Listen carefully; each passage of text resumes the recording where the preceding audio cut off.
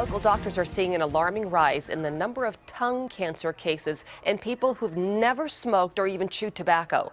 KOMO 4's Molly Shen is here with one patient's story. What's causing the spike? You know, there's no easy answer to that, Mary. HPV, the human papillomavirus, is a possible cause of tongue cancer. Sometimes, though, there is no viral or obvious cause. And that's the case with a local man who found out he had tongue cancer, and it could have derailed his career.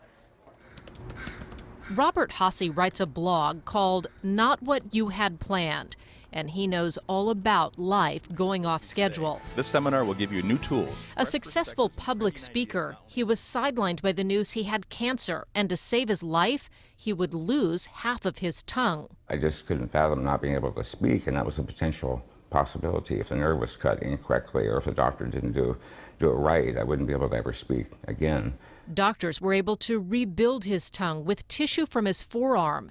Robert was determined to speak, documenting his first attempt. I'm starting to speak again. 2 weeks later, My tongue still feels like it's stuck to the floor of my mouth. 2 months later, I've had to go through chemo radiation. and a year and a half later. I can't tell you how blessed I feel. Dr. Stephen Bales has done several hundred tongue reconstruction surgeries and says while patients lose most of the ability to taste food, they can still do well. Few, though, are as upbeat as Robert. He came straight out of the operation with a thumbs-up attitude and was already communicating to people who he knew and touched and let them know how well he was doing and that he was already on his road to recovery. Robert is now back to full-time public speaking. He travels nationally running seminars on physical and massage therapy.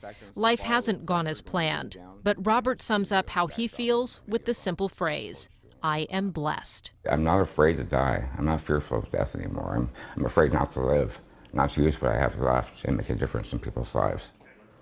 Well, as you can tell, Robert is doing really well, but it is obviously not a journey you want to take. Dr. Bales says good dental hygiene is important, and if you have any kind of mouth sores that won't go away, you should see a doctor. He's very inspiring for a lot of people. Oh my gosh, and the fact that he has such a good attitude about all of this, wow, that's pretty incredible. Molly, thank you very much. You bet.